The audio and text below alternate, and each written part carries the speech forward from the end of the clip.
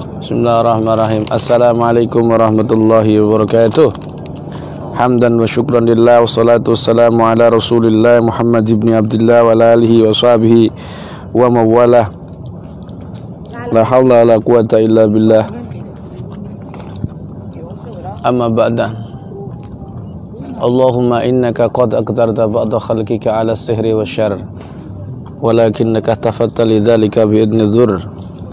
Wa'udhu bimastafatta bihi mimma aqadarta alaihi bihaqqi qawlika wa ma hum bidharina bihi min ahadin illa bi'idnillah.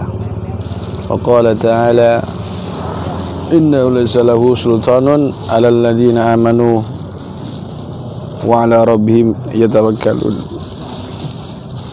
Al-ayah kama qala. Para sahabat, sekarang kita sedang berada untuk menggali dan menemukan sahabat kita, makhluk Allah yang tidak kasat mata untuk sementara waktu dan nanti insya Allah akan kasat mata, yaitu makhluk Allah di bawah sana, yaitu ikan. Jadi kita nanti akan coba. Sekarang sedang di kecamatan mana? Kuala Jambi. Kuala Jambi. Kuala Jambi dan juga Kuala Jambi, kecamatan Kabupaten Tanjung Jabung Timur. Saya perlu sampaikan, pertama kali saya di Tanjung Bar itu di Pondok Al Islah Tanjab apa itu? Kalimatnya sulit diucapkan karena nggak terbiasa saya mengucapkan. Tanjab Tim. Nah, karena ini wilayahnya adalah wilayah pedalaman di kota Jambi, di provinsi Jambi, jadi itu perbatasan antara, pokoknya pelosok lah. Alhamdulillah, tapi ditakdirkan ada sinyal. Nah, tadi walaupun orang pelosok tapi rezekinya anehnya itu rezeki kota. Dan saat ini saya ingin sampaikan kepada panjenengan pertama terkait doa. Jadi kita ini makhluk Allah Ta'ala yang bernama Al-Ings. Al-Ings itu adalah termasuk jismun kasif, sesuatu yang kasar. Jadi dia bisa disentuh, bisa diubit, bisa dipukul, ditempeleng. Dan ada makhluk Allah yang bersifat jismun latif, makhluk Allah yang bersifat jisim tapi latif, lembut, yaitu termasuk bangsa jin. Nah, kita dan bangsa jin sama-sama kena beban taklif. Jin juga kena beban taklif, Al-Ings juga kena beban taklif, tapi beda dimensi. Kalau menungso Al-Ings itu dimensinya adalah kasif, kalau jin itu dimensinya latif. Dan barang siapa dari golongan manusia dan bangsa jin yang nggak nyembah Allah tetap kufur. Dan balasannya juga kalau dia bermaksiat kepada Allah, tidak mau syahadat, dia juga neraka. Nah, karena kita makhluk Allah Ta'ala yang bersifat nampak, maka dan kita ini hidupnya sama dengan jin, yaitu di bumi. Jin juga hidup di bumi, manusia juga hidup di bumi. Ini boleh diginikan ya, agak kesini biar kelihatan. Nah, karena kedua-duanya ini berbeda, maka pertanyaannya, bisakah bangsa jin itu masuk jismun latif, masuk ke jismun kasif? Jawabannya bisa. Tetapi alat-alat medis tetap tidak bisa diagnosa. Misal untuk contoh orang terkena santet atau ketempelan, ketika dicek ke medis tentu tidak ada penyakitnya, tensi normal, darah normal, semuanya normal. Kenapa? Alat medis nggak bisa deteksi karena alat medis itu sesuatu yang bersifat kasif, kasar, sedangkan jin latif, jadi tidak bisa. Tapi kemudian lantas tidak dianggap bahwa sesuatu yang jismul latif ini nggak ada, enggak. Nasnya sudah ada, dan perlu diketahui sesuatu yang bersifat mistis, gaib, itu tidak perlu pembuktian dan tidak bisa dibuktikan. Maka Allah Subhanahu wa taala mengisyaratkan wabil ghaibihum yuqinun. Kamu nih gaib ini yakin apa enggak? Kalau nggak yakin dengan gaib, maka nggak bisa dibuktikan. Contoh sihir kamu buktikan, nggak akan bisa. Sihir dibuktikan karena namanya sihir idza khufiya wa lutifa. Adapun ketika Rasulullah SAW terkena sihir dari Labib bin Al-Sam, itu adalah jelas yang menunjukkan adalah malaikat dan kita wajib percaya hal tersebut. Nah, maksud saya begini, mungkinkah kita ini bertemu gerombolan jin gitu loh? Maka jawabannya sekali lagi tidak bisa dibuktikan. Apalagi nanti saya buktikan dengan penampakannya, itu tidak selalu bisa. Yang kedua yang saya sampaikan, gaib itu ada dua, ada gaib nisbi, ada gaib mutlak. Gaib mutlak itu hanya Allah yang tahu. Yang gaib mutlak itu ada 6. Salah satunya adalah mafil arham, yang di dalam kandungan, dokter pun tidak bisa. Itu laki-laki atau perempuan. Sedangkan gaib itu sesuatu kalimat ma ghaba anin nas. Sesuatu yang asing disebut gaib. Istri saya, menurut kamu gaib melihat istri saya, sedangkan saya tidak gaib, syahadah, saya melihat. Jadi kalau gaib nisbi itu sebagian orang kadang melihat, sebagian tidak. Nah, termasuk jin. Nanti perlu diketahui, jin itu kita bisa melihat jin dengan beberapa catatan. Walaupun Allah Subhanahu wa taala mengatakan, wa yarakum qabiluhu min haitsu la tarawnahu. Jin dan kabilahnya itu melihat kita dari satu tempat yang kita tidak bisa melihatnya. Tetapi perlu diketahui kita bisa melihat jin dalam konteks ada beberapa sebab keadaan. Pertama, yaitu ketika mereka bertasakul. Ketika bertasakul sebagai ular, anjing, dan lain sebagainya. Yang kedua dalam mimpi. Pertanyaannya kenapa dalam mimpi? Karena manusia itu dia ini hidup di alam syahadah.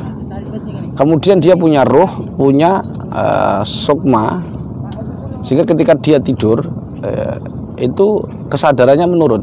Nah, kesadaran menurun kalau dalam hipnoterapi mungkin ke gelombang theta ya, sehingga dimungkinkan dia melihat fenomena mistik, bukan fisik, fenomena mistik. Makanya ketika tidur yang kita lihat itu hanya seakan-akan wajahnya begini begitu. Yang ketiga, ketika orang tersebut adalah dia di tubuhnya ketempelan, maka karena energinya sama, frekuensinya sama, karena kita jisim latif kasib ya, ini jisim latif, ada sebagian nempel di mata kita sehingga sesama temannya bisa melihat. Misal ada sebagian di antara kita punya khodam dari orang tua, dituruni suatu khodam macan, misalkan macan putih, maka dengan mudahnya kita melihat khodam-khodam di sekitar kita atau jin-jin yang sekitar kita. Itu karena faktor dari energinya, frekuensinya sama. Yang keempat adalah karena diizin Allah Ta'ala. Tapi tetap kita tidak boleh mengatakan kita melihat jin dalam bentuk aslinya, karena ini menyelisih pendapat huwa yaraq wa qabilun haitsu la tarawnahu. Sebagaimana Imam Nawawi mazhab Syafi'i, man yara annahu yaral jan abtana syahadatahu li mukhalafati al-Qur'ani was sunnah. Barang siapa mengira dia bisa melihat jin dalam bentuk aslinya, maka kita batalkan persaksiannya. Kenapa? Karena dia tidak adil, dia pembohong. Maksud di situ adalah bentuk aslinya. Jadi bisa saja manusia itu melihat jin dengan beberapa sebab ya, diizini Allah, termasuk keramatnya seorang orang kasab, al-auliya, bisa saja kalau Allah mengizinkan. Dan dia harus dukun. Jadi dia harus dukun untuk melihat jin itu. Bahwa orang-orang soleh terkadang bisa melihat. Para sahabat juga bisa. sebagian. Kalau Allah mengizinkan, kalau tidak izin tidak bisa. Dan melihat jin tidak bisa menjadi ukuran kesolehan seseorang. Ya. Jadi pada dasarnya kita nggak bisa melihat jin karena kita beda alam. Tapi dalam kondisi tertentu bisa melihat.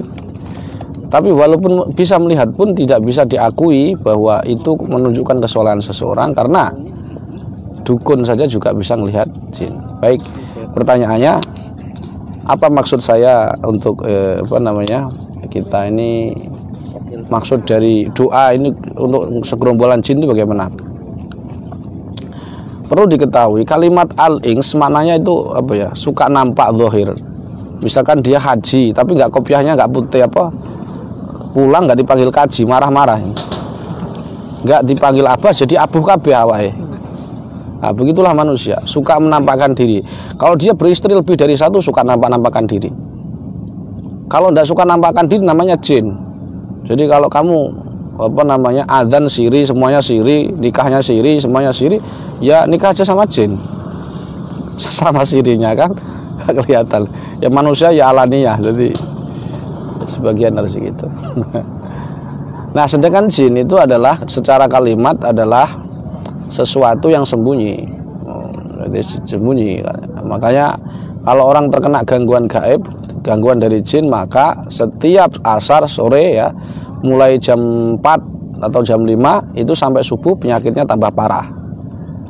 Misalkan ini di Tanjung Barat, ini ketuanya kena setan kredit, maka ini termasuk penyakit fisik karena ini berpengaruh pada rekening.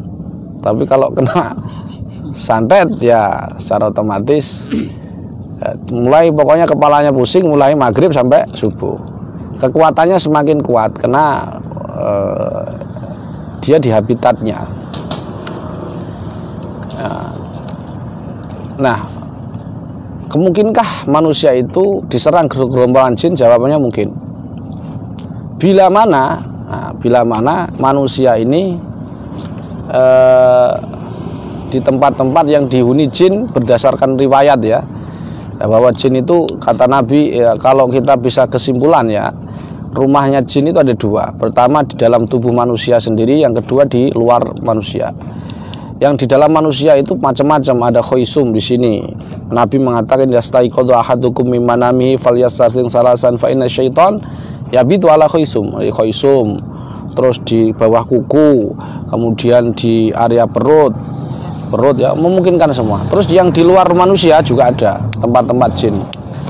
Misal di Jalas di lereng-lereng, maka di Tanjung Barat, Tanjab Timur ya, kalau rumahnya PC itu di bawah jurang begini, itu dia bangun pondok kayak Jari Sakti kemarin. Jari siapa? Jari Nabi. Nah, itu jelas saya suruh lihat itu gimana, saya nggak bisa ngeliat jin, tapi memungkinkan kesurupan. Ya memungkinkan. Kenapa? Dia rumahnya, sebab ini kata Nabi ini jelas ya, dia bangun di situ ya, jelas saya. Oh, jangankan dia jangankan kita ya, seandainya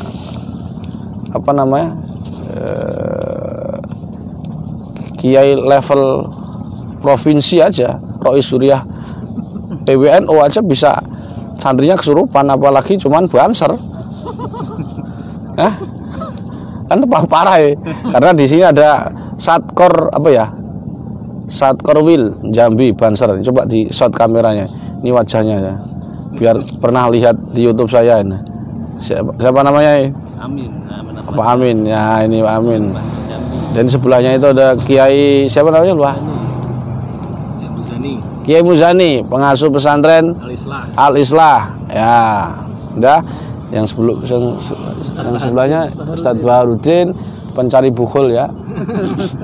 Tadi pemain rumpan.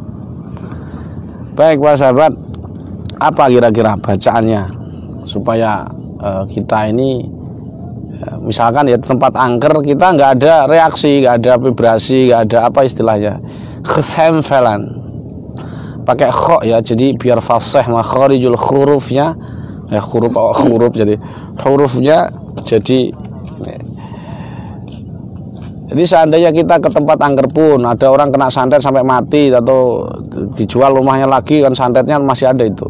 Seandainya kita nempatin pertama kali rumah angker pun nggak ada serangan dan sebagainya. Jin nggak berani untuk ini. Tentu bukan karena kita sakti, tetapi karena Allah memberikan kita perlindungan karena kita doa. Dan itu Anas Al-Quran juga membolehkan kita membaca Al-Quran untuk terhindar dari setan. Contoh, kita mau tidur baca ayat kursi boleh kan? Jadi ketika kita wirid ini seperti juga boleh. Dan itu masuk di dalil umum bahwa wa idza sa'alaka ibadi ini fa inni qarib ujibu da'watad da'i da'an. Jadi ini bukan amalan bid'ah yang dikira oleh sebagian orang ya. Insyaallah niki boleh. Tapi sebelum saya kasih satu yang kata kuncinya adalah bacaannya itu kalau bisa dibaca ya setelah sholat. Maka orang yang nggak sholat jangan ngamalkan ini. Walaupun sholatnya jam 9 ya tetap dibaca. Cukup habis sholat dibaca 3 kali. Tapi sebelumnya saya mau tunjukkan dulu. Kadang orang ini butuh testimoni lah, butuh testimoni bacaannya. Maka sebenarnya bagi saya tidak perlu kalau kita baca Quran butuh testimoni. Kayak bakul jamu loh, ngerukyah kok testimoni. Testimoni ini pernah tak rukyah sembuh stroke, diupload di YouTube. Padahal besoknya dia ngerukyah stroke mati, nggak diupload. Nah itu artinya apa? Artinya mana Quran itu nggak usah butuh testimoni.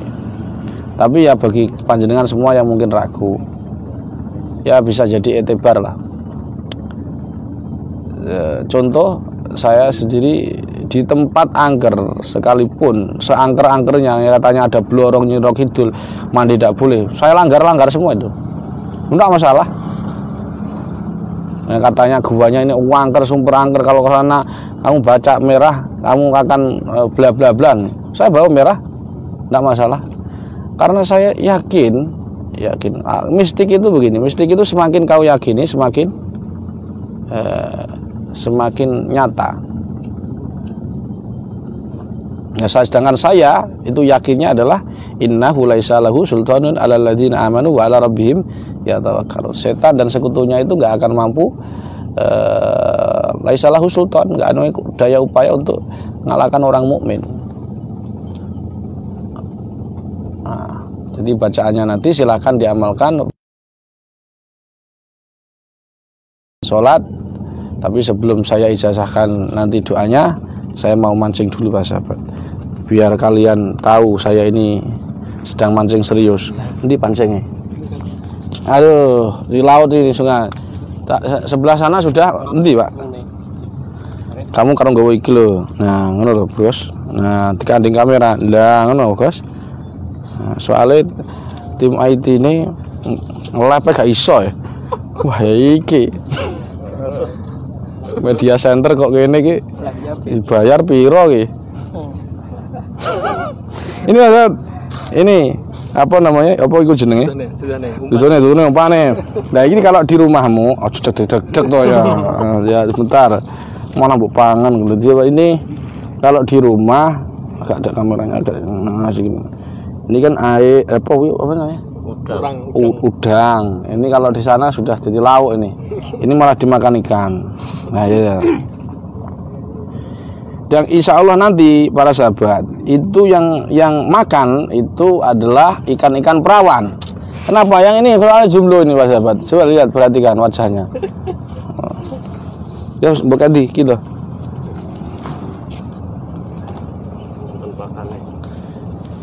Pak, engkau iwake ruh kok ora mripate. Itu piye iwake kok iso roh? Coba tanya banget. Logikanya gimana?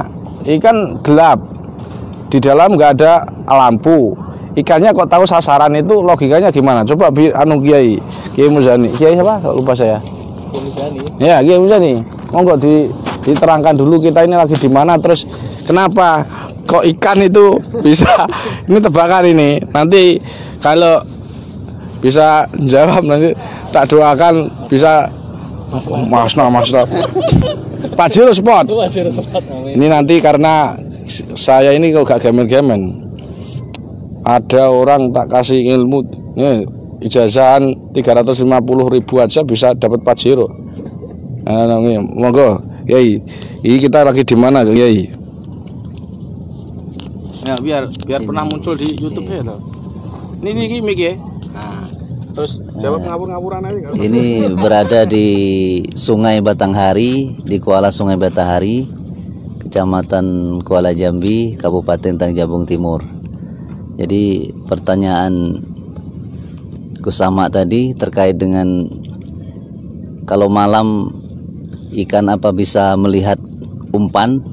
Insya Allah ya, karena ikan itu punya kelebihan yang luar biasa dan barangkali ini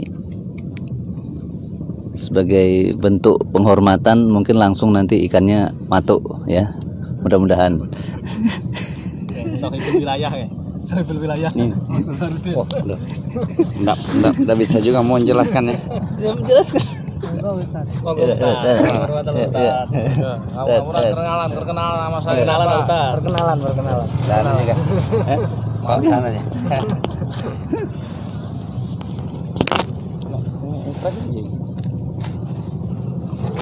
Loh. Gondol anu dhewe. Sampah.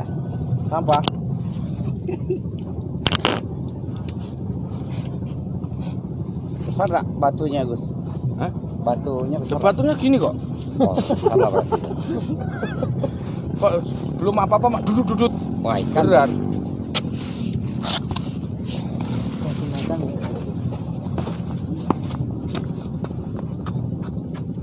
Bawa arus, Gus. Bawa arus para sahabat. Bawa arus tuh kalau angin kecil. Sini, mic-nya. Kemarin betul biasa live ya, Mas. Lu gak bisa seleb. Baik, para sahabat yang dimuliakan Allah. Jadi bisa kalian amalkan ya, insya Allah. Ya, sampai cari di apa ya, video di YouTube tak apa itu. Ada orang bahkan yang kemarin kata saya nikahkan itu janda yang perempuan itu. Tapi sebelum kenal saya, dia ini ketika disebut nama saya kan tetangga itu, Mbak mari kondi, habis dari mana? Dari Kusama siapa? Itu yang tetangga baru. Dia nyebut Kusama begitu tuh kepalanya pusing para sahabat. Subhanallah. Itu bukan karena saya sakti. Karena ketika dia nyebut itu kelihatan utang. Terus ketika melihat saya itu muntah kesurupan. Nah, ya kalau itu nggak ngerti saya. Jadi jadi itu banyaklah, kamu tahu sendiri lah. Ya, sampean senar sini. Sekali lagi ini nggak ada urusannya dengan karomah dikira saya wali, enggak. Ya wali-wali daya mana satu. Bukan. Ya caranya bagaimana? Ini sebenarnya rahasia, tapi kalau kalian sudah subscribe ya tadi suka ya, sampai baca ya. Bismillahirrahmanirrahim, surat Yusuf ya, ayat apa kaidahnya 72:12. Jadi 72 itu adalah surat jin, kemudian 12 itu adalah ayat wa anna dhonanna allan nu'jizallaha fil ardi falan nu'jizahu haraba. Surat Yusuf surat apa? Surat Jin ayat 12. Nah, itu kalian baca sebanyak 3 kali cukup. Tapi niatnya karena Allah. Karena berkah dari bacaan kita ayat-ayat Allah Ta'ala. Yang mukjizat itu bukan kita. Yang mukjizat itu adalah Al-Qur'annya. Dan kita baca dengan tabaruk dengan Quran. Tapi ketika kalian di tempat angker dibaca sebanyak 21 kali. Saya ulangi, surat Yusuf, surat Jin ayat suratnya surat ke-72 ayat ke-12 wa wa anna dhananna allan nu'jizallaha fil ardi wa lan nu'jizahu haraba. Jadi di situ diterangkan bahwa bangsa jin itu tidak akan bisa istilahnya terlepas diri dari kekuasaan Allah. Jadi hanya kekuasaan Allah lah yang mampu untuk mereka tidak bisa lepas dari kekuasaan Allah Subhanahu wa ta'ala. Begitu intinya di ayat tersebut adalah bukti bahwa kalau Allah menguasai bangsa jin, kalau jin sudah kalau Allah Subhanahu wa ta'ala dikunci, dia nggak akan selamat, nggak akan bisa menguasai seseorang kecuali dengan izin Allah. Oleh sebab itu baca ayat itu dengan tadabbur bahwa kekuasaan bangsa jin, alam seisinya ini atas dasar kekuasaan Allah Ta'ala. Dengan tafakur, dengan tadabbur, insya Allah muncullah sinar secara mistis ya, secara gaib mungkin. Berarti kalau bahasa mistis nggak terima ya masa gaib ya, gaib ya nggak bisa dibuktikan. Yang bisa dibuktikan itu adalah flash HP. Kenapa? Karena bentuknya fisik. Sedang sesuatu yang bersifat spiritual, mistis, tidak bisa dibuktikan. Dan kalau tidak bisa dibuktikan bukan berarti halusinasi, tetapi memang ranahnya mistik. Begitu kira-kira. Saya ulangi kalimat saya, dibaca habis sholat 3 kali. Kemudian ketika kalian keadaan takut, misalkan di tempat angker atau orang di pegunungan, kemudian di laut yang itu banyak orang tenggelam, kemudian di kolam renang yang banyak orang tenggelam, kemudian atau di tempat-tempat angker, di tempat istrinya orang, kok angker terus orang, di apa? Pokoknya di tempat gelap, insya Allah kalian nggak akan disentuh sedikit pun, jinnya buyar. Mergone apa? Bose teko. Bukan bosnya jin ya. Jadi karena apa? Bose teko ya, maksudnya insya Allah gerombolan jin takluk dan insya Allah nggak disentuh sampean. Kalau Allah berkehendak. Tapi kalau Allah nggak berkehendak, habis baca, yo tetap kesurupan. Oleh sebab itu harus diyakini para sahabat, diyakini insya Allah dengan keyakinan kepada Allah Ta'ala, kalian portalnya tidak akan terbuka dan betul-betul setan takut dengan kalian dengan izin Allah, bukan karena zat kalian tapi karena Allah Subhanahu wa ta'ala. Saya ijazahkan doa ini kepada panjenengan dengan kalimat ajastukum. Insya Allah. Lantas ini semua jin, jenis jin air, jin yang di pegunungan ya, katanya gerandong, nyoro kidul, blorong, kuntil bapak, kuntilanak, kunyang. Terus kalau dijamin namanya demitnya apa ya demitnya? Karena setiap demit itu tuh sesuai nama apa ya? Nama daerah. Ini WW Gombel ono. Ada ndak WW Gombel? Ini Pak Yai, jenis apa? Setan kredit. Subhanallah, ternyata di Wahya ini setannya berbentuk manusia. Setan kredit. Nah, begitu para sahabat, semoga bermanfaat. Saya siarkan langsung dari kota